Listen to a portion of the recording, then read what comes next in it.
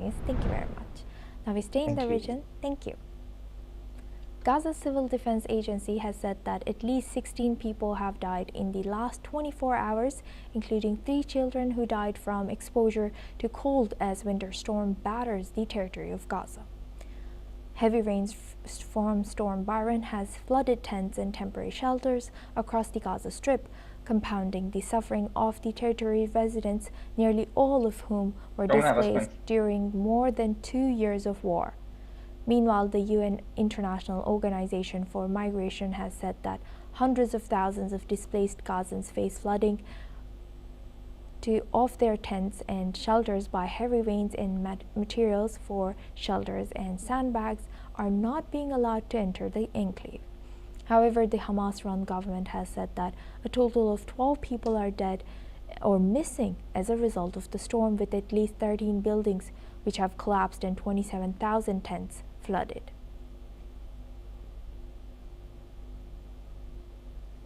Now we move on to our next news, to Iran.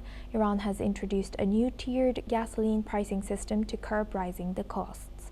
The first major change since the 2019 price hike that triggered deadly protests under the new structure. Subsidized rates remain low for the first 15 gallons per month, but the cost increases sharply beyond that. Despite the changes, Iranian gasoline remains among the cheapest in the world. The government's decision is driven by the country's economic strain, fueled by inflation and international sanctions.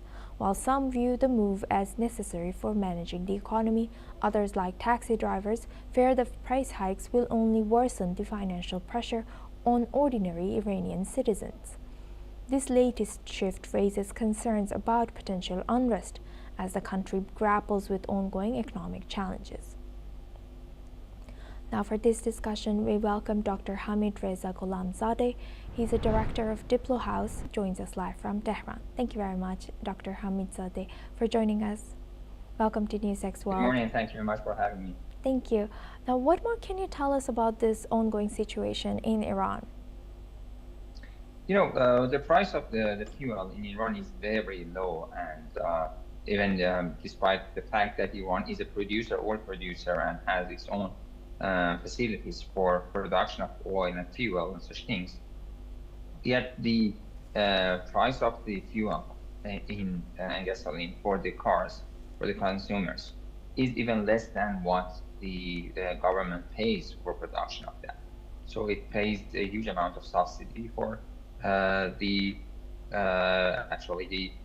fuel, and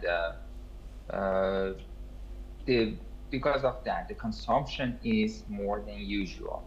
So the government needs to, on one hand, manage the consumption, to reduce the consumption, so that people try to save some more fuel, and on the other side, to decrease the subsidy that is paying for the public, so that it can actually have some to raise some income from that, and on the other side, to use the income and the revenue that it benefits from the increased price of the fuel for the poorer part of the society, or to put subsidies on other sides and other parts of the economy, so that the poor community can benefit from that. So that's the formula for that, and the logic behind the decision.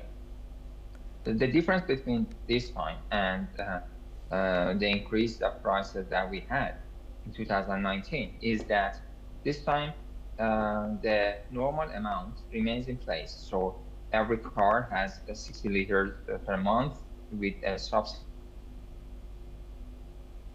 subsidized price, and then they have 100 liters per month of the semi-subsidized price, we can say. And after that, it was just the same price. Now they have kept this quota, and beyond that, people need to pay the new price, which is actually the third price, we can say. Yet this price is 10% of the Persian Gulf FOB, and it's still too low compared to the global prices. So it means something about 20 cents, I can say, per liter, even this increased price. So that's the the situation that we are seeing. So I don't expect with this situation that the main quota of subsidized fuel prices remaining in place. It doesn't seem that we are going to witness any protest or something like that. Last month, actually, I went to refuel my car and I expected a long line, but it was very normal. The situation was 10 p.m. and actually a couple of hours before the uh, new rules to be in place. But the Thank, situation was normal. So it means that people are not uh, panicking from the new settings. And with that, they are not expecting, we're not expecting unrest and like a few years ago. And we should remember that for the taxis and shared cars and the Uber-like internet taxis and such things, the quota remains the same. So they are working like in the past. thank you for highlighting that. And Dr. Golamzadeh, my apologies for pronouncing your name wrong earlier. No And problem. thank you.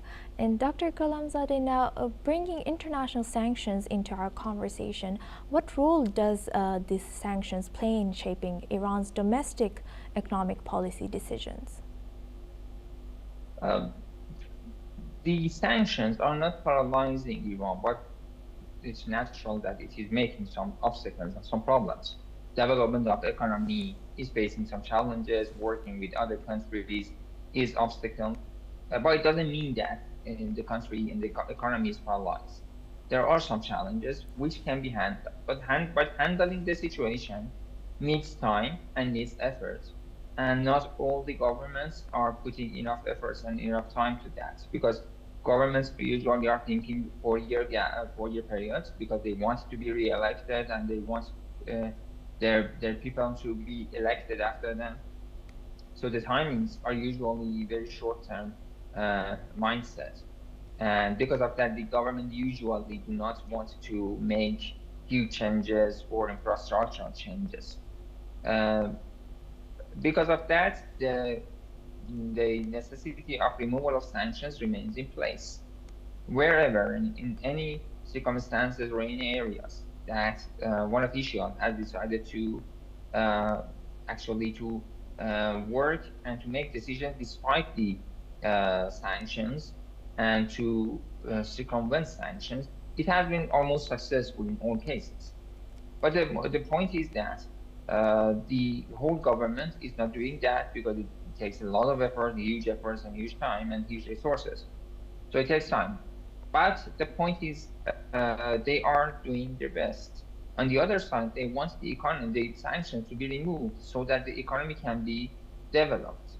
For the development of economy, removal of sanctions could be very helpful because it brings some extra sources of revenue to the country, and transactions would be easier for the country. So that's the necessity for removal of sanctions, but it doesn't mean that they are making huge problems to kill the country or kill the economy. And last, So, yeah, yes. sure. Lastly, Doctor, how can Iran balance economic reform while protecting vulnerable populations? The way the Iranian economy is working is very addicted to oil and oil prices, and it has always been based on subsidies. So to remove the subsidies, which are hidden subsidies, and bringing them to the public, those who are in need, would be more efficient. So, like for example, the fuel that we're discussing right now, the subsidy that government is paying for the fuel is benefiting those who have cars, but almost half of the community, half of the population do not have cars. They cannot afford buying a car. So the poor side of the community of the population, which do not have the power to the money to buy a car, they cannot benefit from the subsidies of fuel either. So that's the hidden subsidy that is ignoring the poorer parts of the society. So that's the main gap that the government needs to fill. to change the subsidies to benefit those who are more in need.